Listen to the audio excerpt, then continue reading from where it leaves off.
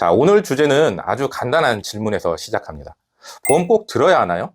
그냥 건강보험으로 충분하지 않나요? 정말 많은 분들이 이렇게 말씀하세요. 아직 젊고, 나 건강해. 보험료 너무 부담되는데? 나중에 여유 생기면 그때 알아볼게요. 그리고 어떤 분들은 아예 이렇게 얘기하세요. 보험이라는 게 뭔가 믿음이 안 가.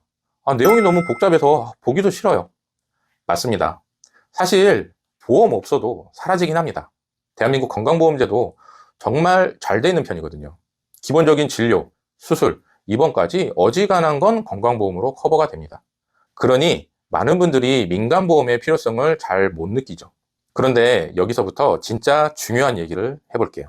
건강보험 정말 완벽할까요? 우선 우리가 병원 가서 진료를 받으면 진료비 영수 중에 이렇게 나와 있죠. 공단 부담금, 본인 부담금, 전액 본인 부담금. 자, 여기에서 공단 부담금은 건강보험공단이 내주는 부분. 자, 그리고 본인 부담금은 내가 직접 내야 하는 금액입니다. 전액 본인 부담은 말 그대로 건강보험이 아예 안 되는 항목들이죠. 자, 급여 항목이라면 입원 시 본인 부담은 20%, 외래 시에는 30에서 60% 수준이면 해결이 됩니다. 게다가 암이나 뇌, 심장 같은 중증 질환이면 산정특례 제도가 적용돼서 본인 부담금이 5%로 줄어들기도 합니다. 예를 들어 총 병원비가 3천만 원이 나왔다고 해도 150만 원만 내가 내면 끝납니다. 엄청나게 좋은 제도죠. 게다가 본인 부담금 상한 제도라는 것도 있는데요. 2025년 기준 소득분이 4에서 5분 이에 건강보험료 납부자는 연간 170만 원만 병원비를 납부하면 효과 금액은 전액 환급받을 수 있습니다. 이쯤 되면 이런 생각 드시죠? 진짜 보험 없이도 되겠는데? 그런데 말입니다. 비급여 항목, 그걸 아셔야 합니다. 건강보험이 적용되지 않는 항목, 바로 비급여입니다. 도수치료, MRI, 초음파, 로봇수술, 고가의 항암제, 신의료기술 등등 이건 100%다 내가 내야 합니다. 병원마다 가격도 다르고 기준도 없습니다. 예를 들어보죠. 자, 허리 통증으로 병원에 갔는데 의사가 급여인 신경차단술과 비급여인 신경성형수술 제안합니다. 자, 신경성형술이 효과는 더 좋다는데 비급여니까 100만 원 이상을 내야 하죠. 자, 그럼 어떡합니까? 주머니 사정 때문에 더 좋은 치료를 포기하게 되는 거죠. 결국 치료의 선택권은 돈에서 나오게 됩니다.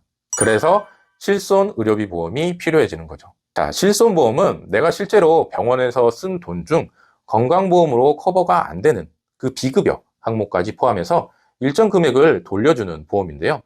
이번 시에는 연간 최대 5천만 원, 외래 시에는 회당 20에서 30만 원까지 보장이 가능합니다. 하지만 이것도 완벽하진 않습니다. 자, 먼저 병원비를 내 돈으로 결제를 하고 그 다음 서류를 모아서 보험사에 청구해야 합니다. 게다가 본인 부담 상한제 금액과는 중복 보상되지 않습니다. 무슨 말이냐면요.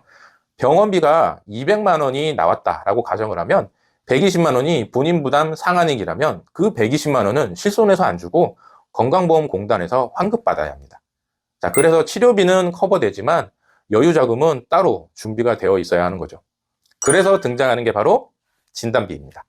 자, 진단비는요, 병명을 진단받는 순간 무조건 정해진 금액이 일시금으로 지급됩니다. 치료를 시작하기도 전에 받을 수가 있어요. 그래서 진단비는 선취자산이라고 불립니다. 자, 이 돈으로 뭘 할 수 있냐고요? 직장을 휴직을 하셨다면 쉬는 기간 동안 생계를 유지할 수 있고 소득활동 중단에 따른 소득 단절에 대비할 수 있으며 간병비를 비롯한 자녀 돌봄 비용까지 폭넓게 쓸 수 있습니다. 자, 진단비는 의료비뿐만 아니라 그 병으로 인해 흔들리는 내 삶 전체를 버티게 해주는 매우 중요한 자산입니다. 하지만 기술 발달에 따라 고도화되는 고비용 치료, 진단비만으로는 부족하죠. 자, 요즘 암치료 굉장히 기술이 고도화되고 있습니다. 자, 유전자만 정확히 공격하는 표적 항암 치료, 부작용이 적지만 장기간 치료가 필요한 면역 항암 치료, 최신 고정밀 방사선 치료인 중입자 치료까지 대부분이 비급여입니다. 자, 이 치료들 받고 싶어도 돈이 없으면 못 받습니다.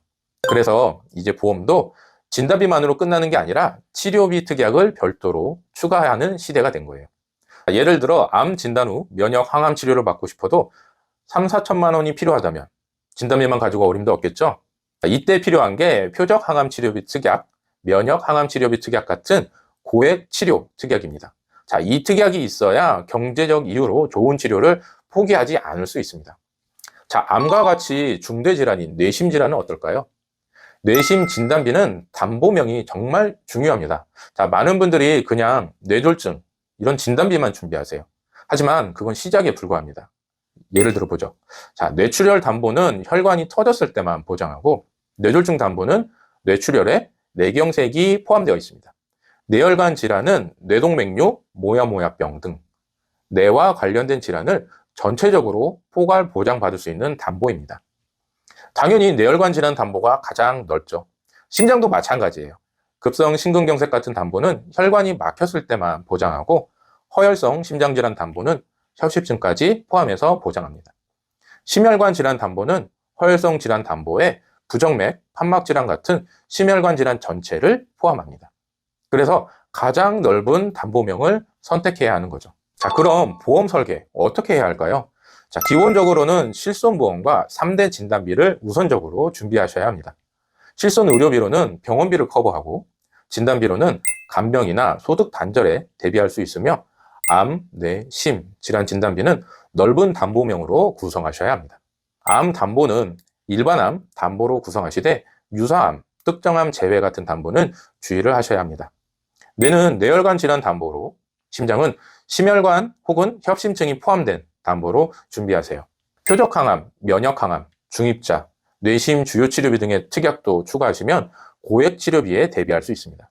자, 이렇게 구성하면 단순히 보험료가 얼마냐가 아니라 진짜 필요할 때 얼마나 내 삶을 지켜줄 수 있느냐라는 설계의 기준으로 바뀌게 됩니다. 자, 보험 없어도 됩니다. 정말로요. 하지만 아프고 나서 가족에게 손 벌리고 싶지 않다면 어떡하시겠습니까? 내가 원하는 치료를 돈 때문에 포기하고 싶지 않으면 어떡하시겠습니까? 최소한 실손과 진단비는 꼭 준비해 두세요. 그게 바로 진짜 현명한 보험입니다. 보험은 불안해서 드는 게 아니라 선택권을 지키기 위해 드는 거예요. 자, 오늘 영상 어떠셨어요? 자, 오늘 영상이 여러분이 가입한 보험을 다시 한번 보게 되는 그런 계기가 되었길 바라고요. 복잡하고 어려운 보험 앞으로도 유익한 영상으로 제대로 설명드리도록 하겠습니다. 감사합니다. 본 광고는 손해보험 광고 심의 기준을 준수하였으며 유효기간은 심의일로부터 1년입니다.